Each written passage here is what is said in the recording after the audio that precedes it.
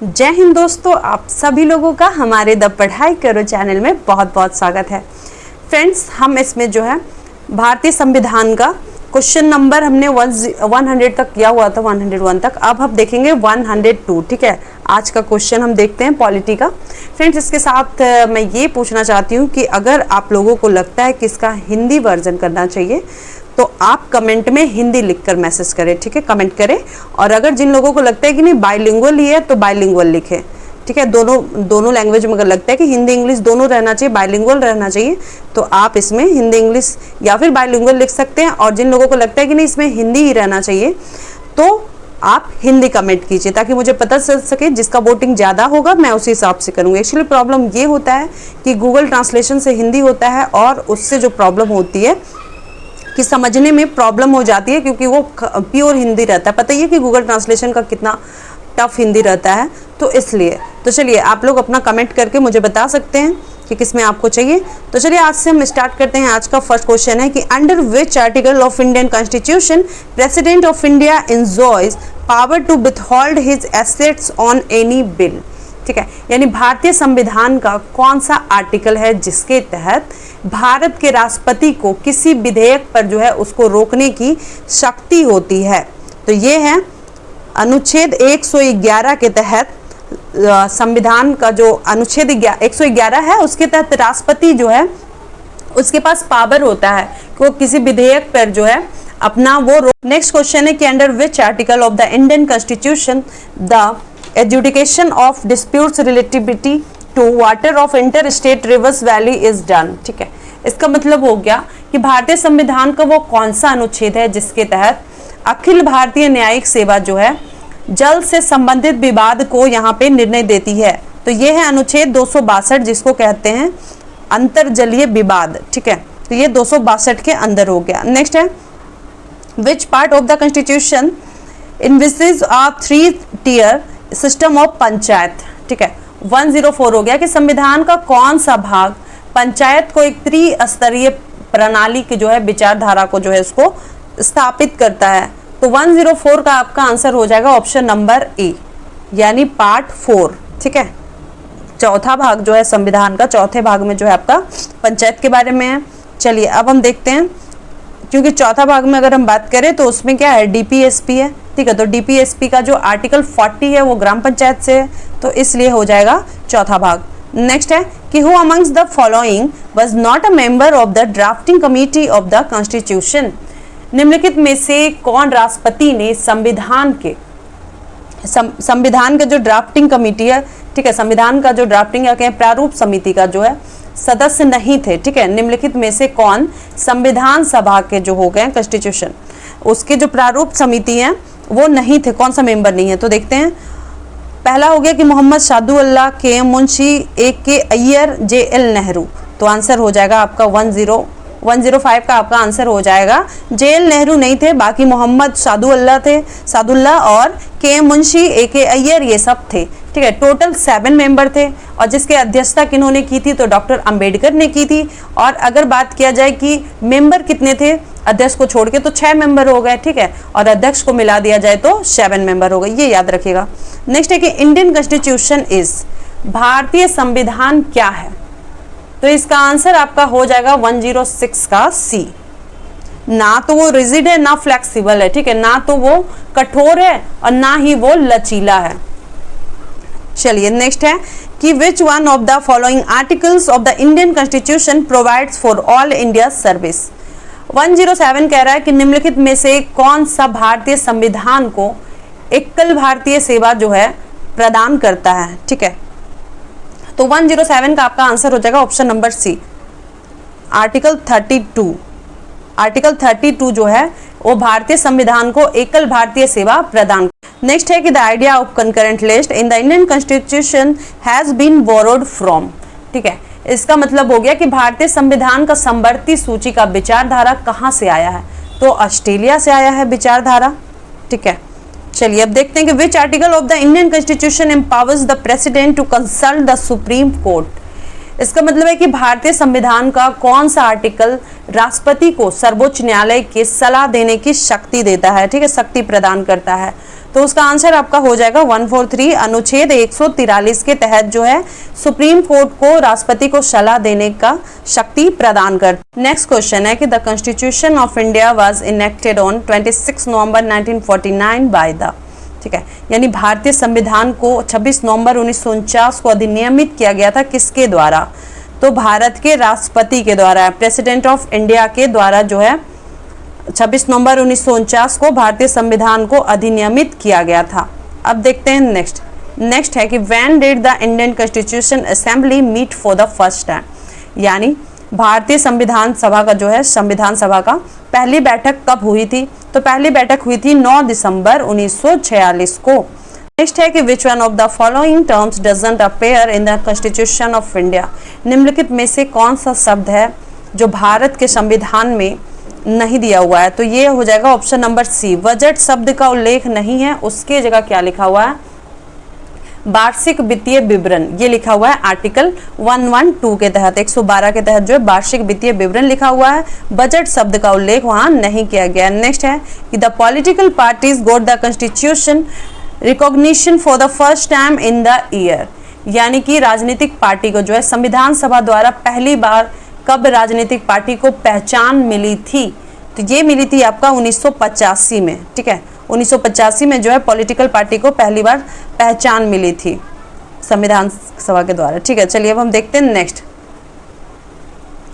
Article 371B of the constitution of India makes a special provision for which of the following state, यानी भारतीय संविधान का अनुच्छेद जो 371B है, 371B जो है उसमें निम्नलिखित राज्यों में से किसे जो है विशेष प्रावधान बनाया गया, ठीक है। 371B के तहत जो है कौन सा राज्य को जो है विशेष प्रावधान उसमें मिला है? तो 114 का आपका आंसर हो जाएगा ऑप्शन नंबर डी, मणिपुर को मिला है, ठीक है। मणिपुर को जो है 371B के तहत विशेष प्रावधान मिला है। नेक्स्ट क्वेश्चन है कि which of the following articles of the Indian of the constitution vest the executive power of the union in the president, इसका मतलब हो गया कि भारतीय संविधान के वो कौन सा आर्टिकल है जिसके तहत बताया गया है कि संघ की कार्यपालिका की शक्ति राष्ट्रपति में निहित होती है? तो वो है आर्टिकल 53, ऑप्शन नंबर सी हो जाएगा। नेक्स्ट है कि the constitution of India provides for election commission under article, यानी भारतीय संविधान में चुनाव आयोग के लिए जो प्रोविजन किया गया, प्रोवाइड किया गया, ठीक है, तो कौन से आर्टिकल के तहत जो है चुनाव आयोग को जो है प्रावधान है? तो वो है article 324, option number D. Next है कि the constitution of India was completed by which of the following date, यानी भारतीय संविधान को पूरा हो जाना मतलब किस डेट तक जो है वो पूरा हो गया था? तो 117 का आंसर हो जाएगा 26 जनवरी 1950 तक जो है भारतीय संविधान पूरा हो चुका था। नेक्स्ट है कि the guardian of fundamental right is, ठीक है, मौलिक अधिकारों का संरक्षक कौन है? तो मौलिक अधिकारों का संरक्षक है जुडिशरी, ठीक है, न्यायपालिका जो है मौलिक अधिकारों का संरक्षक है। नेक्स्ट है कि which of the following articles of the Indian constitution guarantees equality of opportunity to all citizens of India in matters relating to public employment, यानी भारतीय संविधान का कौन सा आर्टिकल है जिसके तहत भारत के सभी नागरिकों को सार्वजनिक रोजगार से संबंधित अवसर में समानता की गारंटी देता है? तो ये आपका हो जाएगा 119 का ऑप्शन नंबर डी, ठीक है। 16 का 3, 4 और 5, ठीक है, अनुच्छेद 16 का क्लॉज नंबर 3, क्लॉज नंबर 4 और क्लॉज नंबर 5। 16 का समझ जाइए कि ग, घ और अंगा, ये हो गया आपका आंसर हो जाएगा, ठीक है। अब हम देखते हैं 120, which article of the constitution permits the supreme Court to review its own judgment of order, ठीक है। 120 का हो गया कि संविधान का वो कौन सा आर्टिकल है जिसके तहत जो है सर्वोच्च न्यायालय क्या करता है कि अपना निर्णय या अपना आदेश का जो है समीक्षा कर सकता है, ठीक है। तो 120 का आपका आंसर हो जाएगा ऑप्शन नंबर ए, यानी अनुच्छेद 137 के तहत जो है सुप्रीम कोर्ट को ये दिया गया जुडिशरी, जो बोलते हैं जुडिशरी रिव्यू जो कहते हैं, ठीक है, न्यायिक पुनर्विलोकन, ये आपका हो जाएगा इसमें, ठीक है। अपने ही डिसीजन को, अपना ही ऑर्डर को जो है फिर से वो समीक्षा कर सकता है आर्टिकल 137 के तहत जाकर, ठीक है। अब हम देखते हैं नेक्स्ट कि the first amendment to the constitution carried out in 1951 related to. तो 121 है कि 1951 में संविधान का पहला संशोधन किससे संबंधित था? तो ये संबंधित था आपका protection of agrarian reforms in certain state, ठीक है, यानी कि हो गया कि कुछ राज्यों में कृषि सुधार की सुरक्षा से रिलेटेड जो है ये कृषि सुधार से रिलेटेड जो है ये संबंधित था, ठीक है। चलिए अब हम नेक्स्ट क्वेश्चन है कि the constitution of India does not contain any provision for the impeachment of, ठीक है, निम्नलिखित में से वो कौन सा मतलब कॉन्स्टिट्यूशन भारतीय संविधान जो है किस पर महाभियोग नहीं लगाता है, ठीक है, महाभियोग लगाने का प्रावधान है ही नहीं कॉन्स्टिट्यूशन में। तो 122 का आपका आंसर हो जाएगा द गवर्नर ऑफ स्टेट, ठीक है, यानी राज्य के जो राज्यपाल होते हैं उन पे महाभियोग नहीं लगता है, क्योंकि ये राष्ट्रपति के प्रसाद पर्यंत होते हैं। अगर इनको हटाना रहेगा राष्ट्रपति को तो वो जो प्रसाद पर्यंत अपना हटा लेंगे और इस तरीके से जो है हटना पड़ेगा गवर्नर को। तो किस पे इम्पीचमेंट होता है, किस पे महाभियोग लगता है? तो प्रेसिडेंट पे लगता है, राष्ट्रपति पे, चीफ जस्टिस ऑफ इंडिया, ठीक है, भारत के जो हो गए मुख्य न्यायाधीश पे, और the vice president of India, ठीक है। और अगर हम बात करें कि वाइस प्रेसिडेंट यानी उपराष्ट्रपति पे भी, जो भारत के उपराष्ट्रपति पे भी महाभियोग लगता है। चलिए अब हम देखते हैं next question. By which one of the following constitutional amendments Delhi has become national capital region, यानी कि निम्नलिखित में से कौन सा संवैधानिक संशोधन था जिसके तहत दिल्ली को राष्ट्रीय राजधानी क्षेत्र बनाया गया था? तो ये हो जाएगा आपका 69वां संविधान संशोधन के तहत जो है दिल्ली को राष्ट्रीय राजधानी बनाया गया। नेक्स्ट है कि how many types of emergency have been envisaged under the Indian constitution, यानी कि भारतीय संविधान के अंतर्गत कितने प्रकार की इमरजेंसी या फिर आपातकालीन स्थिति का प्रावधान है? तो ये आपका हो जाएगा 3 तरीके के इमरजेंसी लगते हैं, ठीक है। एक हो गया नेशनल इमरजेंसी, ठीक है, और दूसरा हो गया स्टेट में जो इमरजेंसी लगता है तो स्टेट इमरजेंसी, और तीसरा हो गया फाइनेंशियल इमरजेंसी, ठीक है, राष्ट्रीय आपातकाल, राजकीय आपातकाल, और एक हो गया आपका वित्तीय आपातकाल। अब नेक्स्ट देखते हैं कि the proposal for framing of the constitution of India by an elected constituent assembly was made by, ठीक है, यानी कि संविधान सभा बनाने का जो प्रस्ताव है किसके द्वारा दिया गया था, किसके द्वारा लाया गया था? तो ये ब्रिटिश कैबिनेट मिशन हो गया, जो कैबिनेट मिशन प्लान, ठीक है, इसके तहत किया गया था, ब्रिटिश कैबिनेट मिशन के साथ। तो चलिए अब नेक्स्ट देखते हैं कि the idea of the directive principle of the state policy in the Indian constitution has been taken from the constitution of, यानी कि जो आइडिया था, जो विचार था आपका डीपीएसपी का या फिर कहें राज्य के नीति निदेशक तत्व का, तो भारतीय संविधान में किसके संविधान से लिया गया? तो ये आयरलैंड के संविधान से लिया गया था। नेक्स्ट है कि who of the following has stated that the constitution has not been set in a right mode of federalism, यानी कि निम्नलिखित में से किसने कहा है कि संविधान को सही तरह से संघवाद के ढांचे में नहीं रखा गया है? तो ए.के. अय्यर साहब ने कहा कि संविधान को सही तरह से संघवाद के ढांचे में नहीं रखा गया है। नेक्स्ट है कि which of the following is concern with the 61st amendment of the Indian constitution, यानी कि भारतीय संविधान का 61वां संविधान संशोधन किससे संबंधित है? तो वही है वोटर का आयु कम करने से रिलेटेड है, ठीक है। तो इसका आंसर आपका हो जाएगा lowering the age of voters, ठीक है, वोटर्स का मतदाता का आयु कम करने से 61वां संविधान संशोधन। नेक्स्ट है the president can be impeached on the grounds of violating the constitution bye, ठीक है। 129 हो गया कि राष्ट्रपति को जो है संविधान के द्वारा महाभियोग उसमें लगाया जा सकता है। तो वो कहाँ से मतलब कहाँ पर हो सकता है, ठीक है। तो उसमें कौन कौन भाग लेते हैं? तो इसमें भाग लेते हैं द 2 हाउस ऑफ पार्लियामेंट, ठीक है, दोनों जो संसद के दोनों सदन हुए दोनों भाग लेते हैं। लेकिन लगाया कहाँ से जा सकता है? तो सबसे पहले इसकी शुरुआत आपको मतलब स्टार्ट कहाँ से होगा? तो इसको जो है लगाया जा सकता है सिर्फ लोकसभा में। चलिए क्वेश्चन है कि which one of the following liberties is not embodied in the preamble of the constitution of India, भारतीय संविधान के प्रस्तावना में निम्नलिखित में से कौन सी स्वतंत्रता नहीं दी गई है? तो 130 का आंसर हो जाएगा इकोनॉमिक लिबर्टी, आर्थिक स्वतंत्रता नहीं दी गई है। अगर हम बात करें स्वतंत्रता की तो विचार, अभिव्यक्ति, विश्वास, धर्म और उपासना की स्वतंत्रता है। टोटल 5 स्वतंत्रता है। अगर बात करें न्याय की तो टोटल 3 न्याय है, सामाजिक, आर्थिक और राजनैतिक न्याय। अगर समता की बात करें तो प्रतिष्ठा और अवसर की समता दी गई है। ठीक है, तो ये सब आपको जो है अभी लक्ष्मीकांत का पॉलिटी का सीरीज चल रहा है, उसमें आप जाकर देख सकते हैं, अच्छे से उसमें समझाया गया। चलिए अब नेक्स्ट देखते हैं कि who was the chairman of the provincial constitution committee of the constituent assembly. ठीक है, यानी भारतीय संविधान का जो है, भारतीय संविधान समिति का 131 है ना, हु वाज द, कौन अध्यक्ष था किसका, तो प्रांतीय समिति का कौन अध्यक्ष था, तो प्रांतीय समिति के अध्यक्ष थे आपके सरदार पटेल। ठीक है, प्रांतीय समिति के अध्यक्ष कौन थे, तो सरदार पटेल थे। नेक्स्ट देखते हैं कि all the executive power in Indian constitution are vested with, यानी कि भारतीय संविधान में सभी कार्यकारी शक्ति जो है किससे संबंधित है, तो जितना भी कार्यकारी शक्ति है वो संबंधित है प्राइम मिनिस्टर से, क्योंकि वही वास्तविक जो है कार्यपालिका होती है। कार्यपालिका का मतलब हेड होता है। ठीक है, वास्तविक। चलिए ठीक है, नेक्स्ट है कि procedure of creation of legislative principle in state has been describe in which article of the constitution, यानी कि राज्यों में विधान परिषद की स्थापना के लिए कौन सा अनुच्छेद वर्णित है आपका संविधान भारत के संविधान में, तो 133 का आपका हो जाएगा अनुच्छेद 169।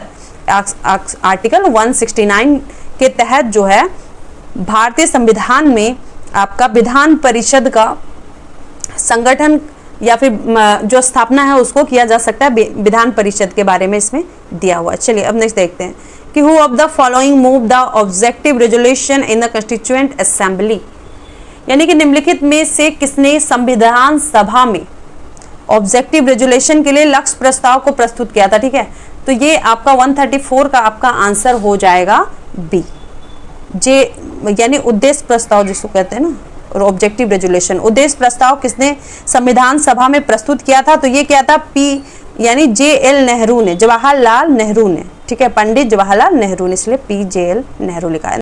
चलिए नेक्स्ट है हमारा कि which of the constituent provision less down that taxes can neither be carried nor collected without the authority of law, निम्नलिखित में से कौन सा अनुच्छेद है जो संविधान में दिया गया है उसमें कि जो टैक्स है और टैक्स को जो है कानूनन रूप से, बिना कानून का जो है, बिना अथॉरिटी ऑफ लॉ, बिना कानून का जो अधिकारी जो कहते हैं कानूनन रूप से जो ना तो उसको लिया जा सकता है, बिना कानून का न लाया जा सकता है, ना ही उसका जो है वसूली किया जा सकता है, वसूल भी नहीं सकते, कलेक्ट भी नहीं कर सकते और ना ले सकते हैं।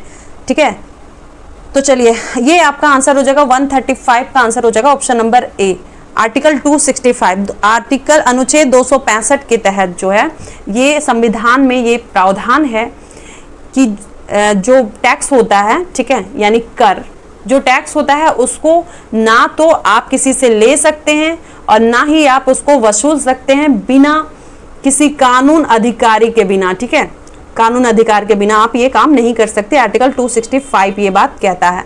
अब चलिए हम नेक्स्ट देखते हैं, तो नेक्स्ट है हमारा, नेक्स्ट है कि which one of the following words was not included in the preamble of the Indian Constitution in 1975, यानी कि निम्न में से कौन सा शब्द है जो 1975 में भारतीय संविधान के प्रस्तावना में शामिल नहीं था, तो वो हो जाएगा आपका अखंडता। अखंडता शब्द जो है आपका इसमें शामिल नहीं था, ऑप्शन नंबर डी हो जाएगा। इंटीग्रिटी को कहते हैं अखंडता। ठीक है, अब हम देखते हैं नेक्स्ट, अखंडता शब्द कब जुड़ा है, तो आपका जो है 1976 में जुड़ा है।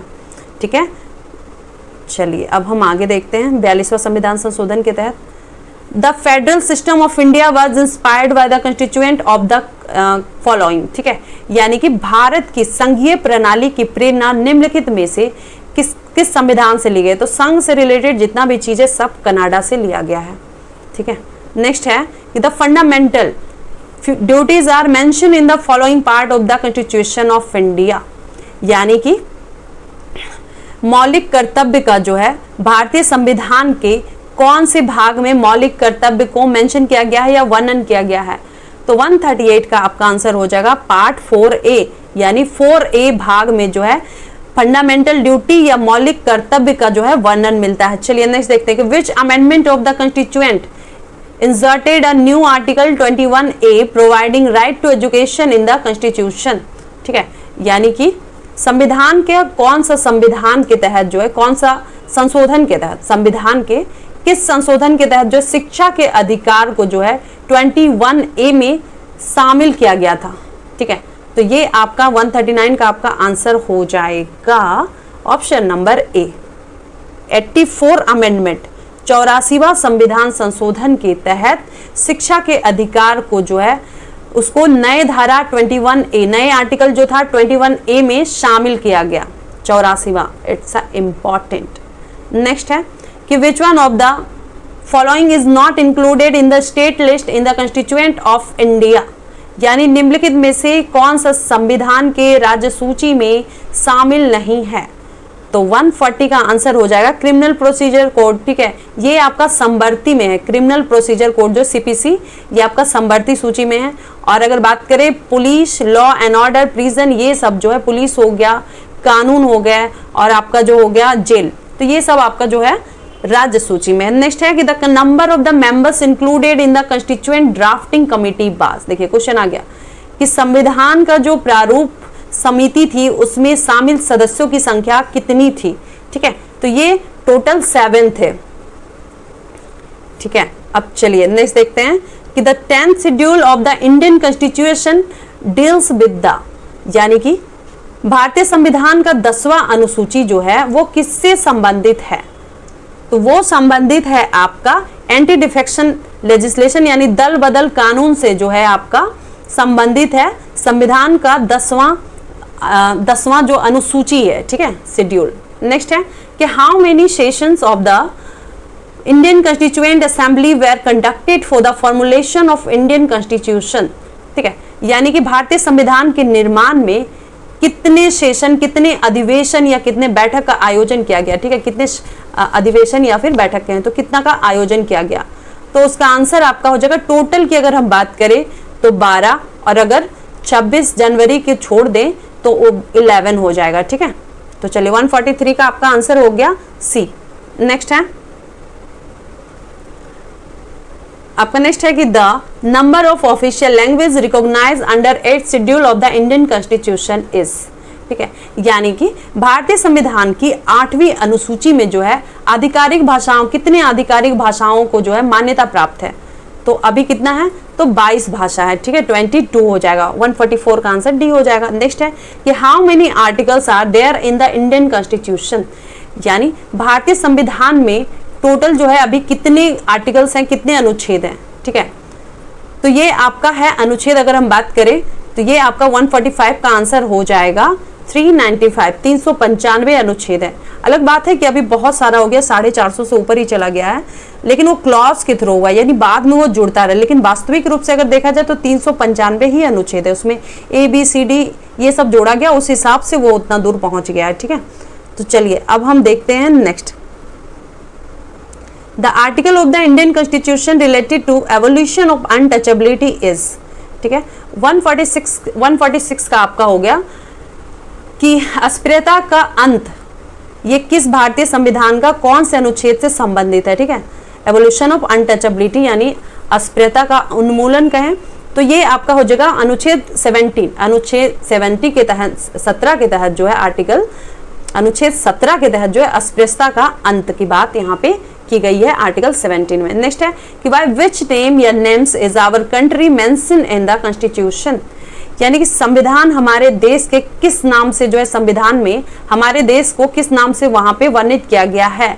तो 147 का आपका आंसर हो जाएगा इंडिया एंड भारत। ये दोनों याद रखिएगा, सिर्फ भारत ही नहीं ना इंडिया, इंडिया एंड भारत, क्योंकि इंडिया दैट इज भारत ये वर्ड यूज किया गया है। ठीक है, इसलिए। नेक्स्ट है कि विच provision relating to the fundamental rights is directly related to the exploitation of children, यानी कि मौलिक अधिकारों से संबंधित कौन सा वो अनुच्छेद है जिसके तहत किसी बच्चों के शोषण से सीधे वो संबंधित है। तो 148 का आपका आंसर हो जाएगा ऑप्शन नंबर डी, यानी अनुच्छेद 24 जो है किसी बच्चों का बच्चों के शोषण से संबंधित है आपका अनुच्छेद 24 है कि the first statue of the governance of India under the direct rule of the British government was the, यानी कि भारत का जो है ब्रिटिश सरकार ने सीधे शासन के लिए किस अधिनियम के तहत, भारत के संचालन के लिए जो किस अधिनियम के तहत ये ले लिया था, ठीक है, भारत का रेगुलेट करने का। तो ये आपका 149 का आंसर हो जाएगा भारत सरकार अधिनियम 1858। इसके तहत जो है ब्रिटिश सरकार ने क्या किया था कि ईस्ट इंडिया जो कंपनी है उससे जो है इसके तहत वो पूरा शासन जो है ले लेता है ब्रिटिश क्राउन अपने अंडर में, ठीक है, ब्रिटिश गवर्नमेंट अपने अंडर में ले लेती है ईस्ट इंडिया कंपनी से 1858 का जो भारत सरकार अधिनियम था उसके तहत। नेक्स्ट है कि which article is related to special address by the